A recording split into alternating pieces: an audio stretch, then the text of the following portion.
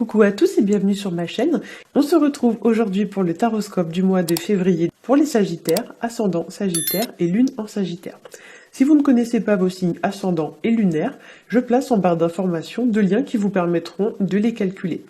Je tenais également à remercier très chaleureusement toutes les personnes qui m'ont fait confiance pour me demander un tirage personnel. J'ai reçu énormément de demandes, ce qui explique pourquoi je n'ai pas été très présente ce mois-ci sur la chaîne. Alors je vais essayer de poster davantage de tirages en cours de mois, mais je le ferai plutôt maintenant sur la page Facebook, parce que le téléchargement des vidéos sur YouTube est vraiment très long, et du coup je n'ai plus le temps de tout conjuguer. Donc les tirages privés, mon activité professionnelle, puisque les cartes c'est pas mon métier, et les tirages en cours de mois, j'ai plus assez de temps, donc je vais poster plus de tirages, mais plutôt sur Facebook. Voilà, donc n'hésitez pas à nous rejoindre sur Facebook. Je vais vous mettre en barre d'infos aussi mon adresse email, pour ceux qui voudraient connaître les conditions pour obtenir un tirage privé. Il y a des conditions voilà, que j'impose, donc envoyez-moi un message, et je vous expliquerai avec plaisir les conditions à respecter pour avoir votre tirage. Donc on va commencer tout de suite avec le tirage pour les Sagittaires. J'ai donc tiré 3 cartes du Rider Tarot Deck. La première va représenter votre situation actuelle. La deuxième va représenter les obstacles que vous rencontrerez au cours du mois. Et la troisième carte représentera l'évolution de votre situation. Ensuite, j'ai tiré 3 cartes du Tanis Lenormand qui apporteront un éclairage supplémentaire au premier tirage. Et enfin, j'ai tiré une carte du Grand Oracle de l'amour qui va venir nous éclairer sur votre vie sentimentale. Voilà, donc on va commencer tout de suite avec la première carte, c'est la carte de la lune à l'endroit, et c'est une carte qui nous parle de stress, qui nous parle d'angoisse, d'anxiété ou de peur, et avec cette carte, il y a l'idée quand même qu'il y a des choses qu'on garde au plus profond de nous qui peut-être nous chamboulent, nous submergent. Voilà, il y a l'idée quand même d'émotions qui sont très présentes et d'un mental aussi qui est très présent et qui, on va dire, cogite beaucoup. Voilà, ça peut représenter aussi de la nervosité, des conflits intérieurs. La lune, c'est aussi les émotions, hein, comme je l'ai dit, qui nous bouleversent, qui nous submergent et qui prennent, entre guillemets, le contrôle de notre vie, dans le sens où on a peut-être parfois du mal un petit peu à gérer nos émotions. Avec la lune, il y a aussi l'idée d'une communication qui est peut-être un petit peu difficile avec certaines personnes de l'entourage. Ça peut être des conflits, des tensions, des prises de tête, etc. Et il y a l'idée aussi, voilà, de petites déconvenues qui viennent miner un peu le moral et qui nuisent en quelque sorte à votre épanouissement, que ce soit personnel ou professionnel. La lune, c'est aussi tout ce qui est caché, tout ce que l'on découvre, alors ça peut être aussi des ragots, des secrets, des mensonges, etc. Et ce sont aussi tout ce qui est caché et qui nous blesse en fait, tout ce qui nous fait un peu, entre guillemets, du mal, qui nous plombe le moral. Et il y a l'idée quand même que c'est quelque chose qui va pas durer, hein. C'est quand même quelque chose qui va être assez passager.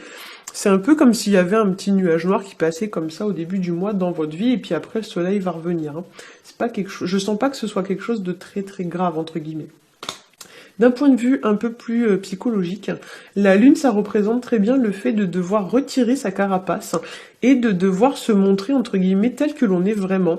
On va dire que là, on vous dit qu'il faut vous mettre à nu, au lieu de se cacher sous des faux semblants, des carapaces de protection, etc. Et ici, il y a quand même l'idée de se sentir particulièrement vulnérable dans un environnement qui parfois est hostile, ou du moins qui n'est pas propice, on va dire, à l'épanouissement personnel, hein. Voilà. Pour certains aussi, avec cette carte, on pourrait parler de mélancolie, de tristesse, voire même d'une légère déprime. Donc attention, il s'agit d'un tirage général, donc tout le monde ne sera pas concerné forcément.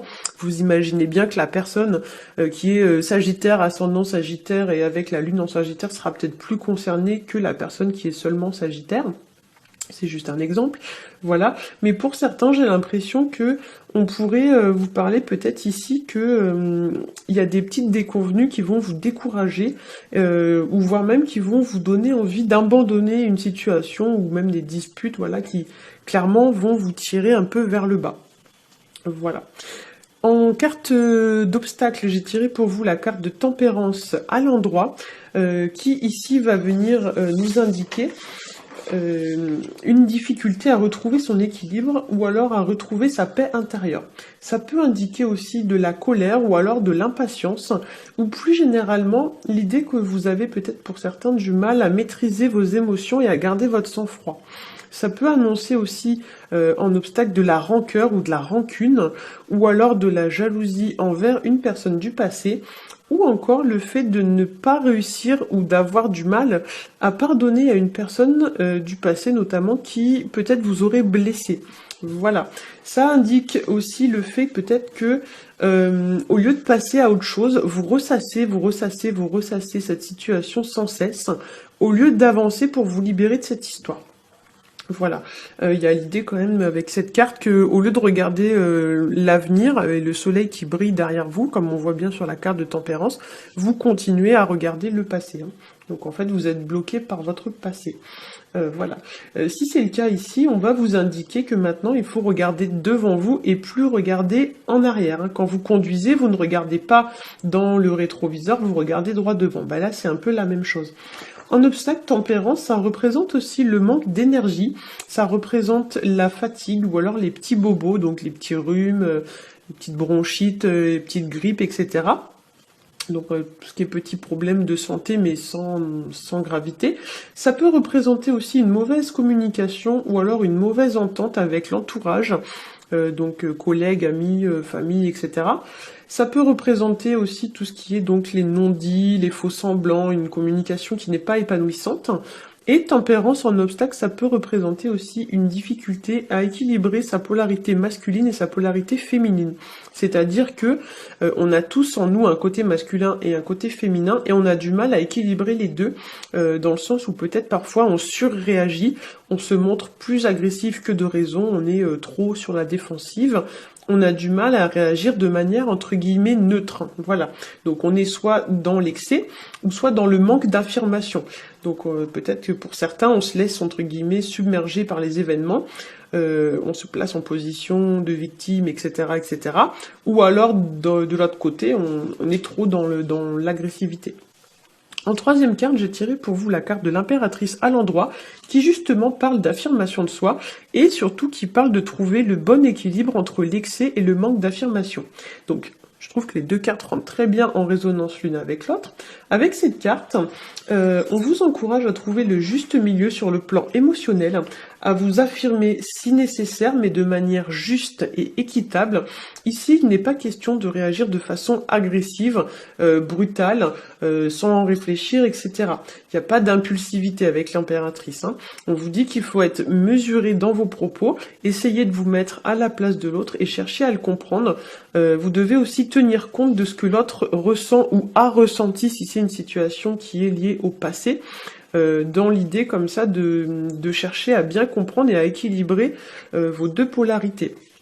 Pour beaucoup d'entre vous, j'ai l'impression qu'on me parle ici de rancœur vis-à-vis d'une personne qui vous aurait fait du mal dans le passé, et j'ai l'impression que vous n'avez pas compris pourquoi cette personne a fait ça. En fait, vous ne vous êtes pas mis à sa place, vous voyez les choses avec vos yeux, mais pas avec les yeux de la personne. Et là, on vous dit peut-être qu'il faut chercher à comprendre le point de vue de l'autre personne.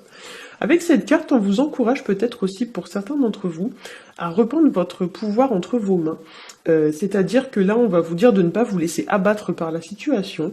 On vous dit de ne pas vous décourager. Vous ne devez pas vous rendre ni rendre les armes. En fait, vous devez continuer à vous battre, mais de manière plus raisonnée et plus raisonnable.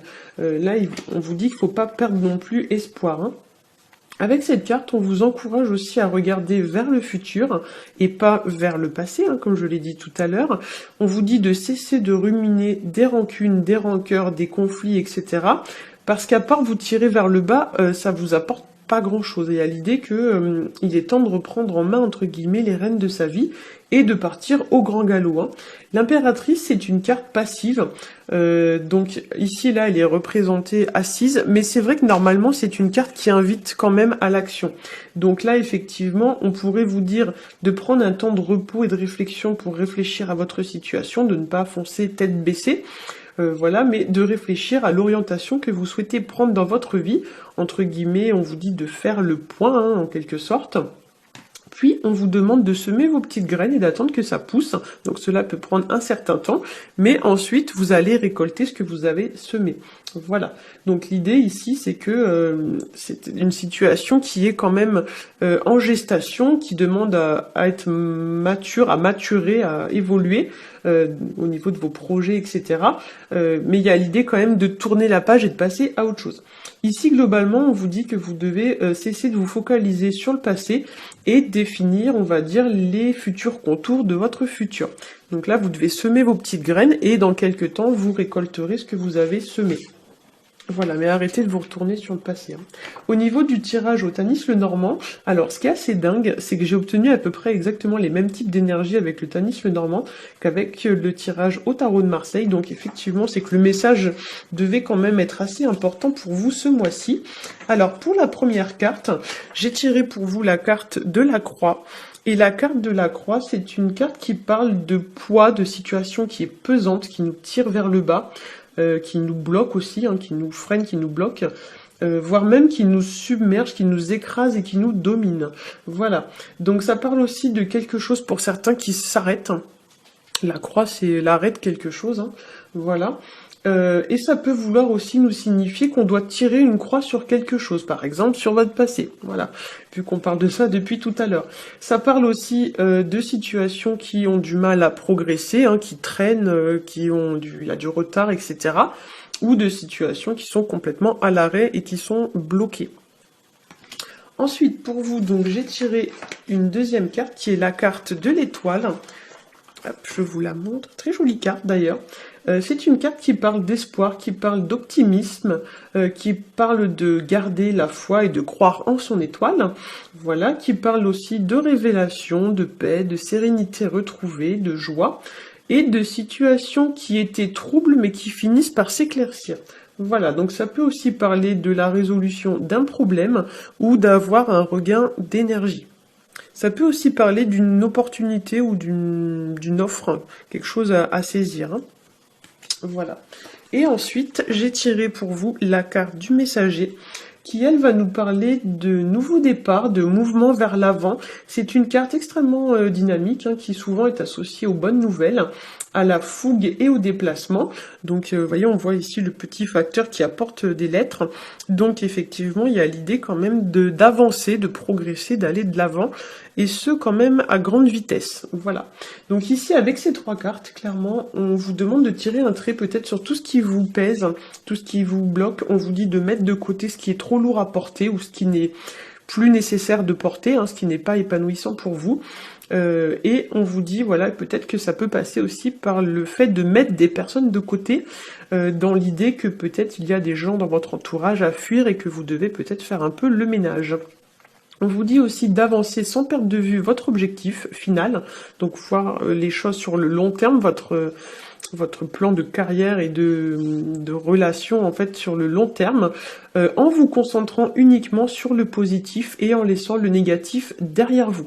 Là, il y a l'idée pour moi ce mois-ci que il est temps d'en finir avec le négatif qui vous freine, il faut vraiment aller de l'avant. Hein. Avec la dernière carte du messager, on vous encourage aussi peut-être à sortir davantage, à rencontrer du monde, à faire de nouvelles rencontres. Il y a l'idée quand même de bouger avec cette carte. Hein. Donc là, effectivement, ne restez pas cloîtrés chez vous, hein, essayez de vous forcer un petit peu à sortir. Il y a l'idée quand même de faire pas mal de déplacements. Voilà. Au niveau de la carte issue du grand oracle de l'amour, j'ai tiré pour vous la carte bonté. Donc elle porte le numéro 13.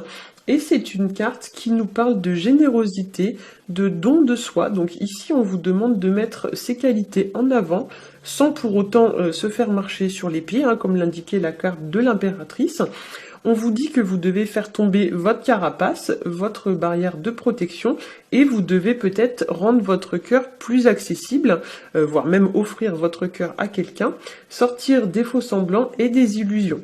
Voilà, vous devez trouver, comme je l'ai dit tout à l'heure, le juste milieu entre vous protéger à l'excès et du coup ne pas être accessible aux gens. Il faut trouver quand même un équilibre entre les deux. Hein. Donc pour certains, on vous dit voilà que vous êtes trop sur la défensive et que vous êtes difficilement accessible et on vous demande de corriger ça. Sur le plan numérologique, ici on est sur du 13 Et le 13 dans le tarot, c'est la carte qui renvoie à l'arcane sans nom. C'est la carte qui représente, entre guillemets, la faucheuse. Hein. Donc c'est l'idée de faire table rase du passé, entre autres. Donc l'idée de tourner une page définitive de notre vie, une bonne fois pour toutes, j'ai envie de dire. Il y a l'idée de couper des liens, des situations, etc. et de plus y revenir par la suite avec la carte de l'arcane sans nom. Donc pour moi, ici, on vous demande clairement ce mois-ci d'oublier le passé et d'oser faire confiance à nouveau, oser par exemple ouvrir votre cœur sans crainte, notamment sans crainte de revivre des événements douloureux, comme ça a pu parfois être le cas dans votre passé. Voilà, vous devez vous montrer généreux. Peut-être avec cette carte aussi, on vous dit de faire des offres, offrez quelque chose, offrez une proposition, offrez à quelqu'un d'aller boire un verre, etc., etc. Peut-être il y a l'idée quand même que c'est à vous aussi de prendre quelques initiatives. Voilà, j'espère que ce tirage vous aura plu. Si c'est le cas, n'hésitez pas à liker, à partager et à vous abonner. Si vous souhaitez connaître mes conditions pour avoir un tirage personnalisé, je vous laisse me contacter. J'ai mis donc en barre d'infos toutes les informations nécessaires pour me contacter. Vous avez mon email et ma page Facebook. Je vous souhaite un très bon mois de janvier et je vous dis à bientôt.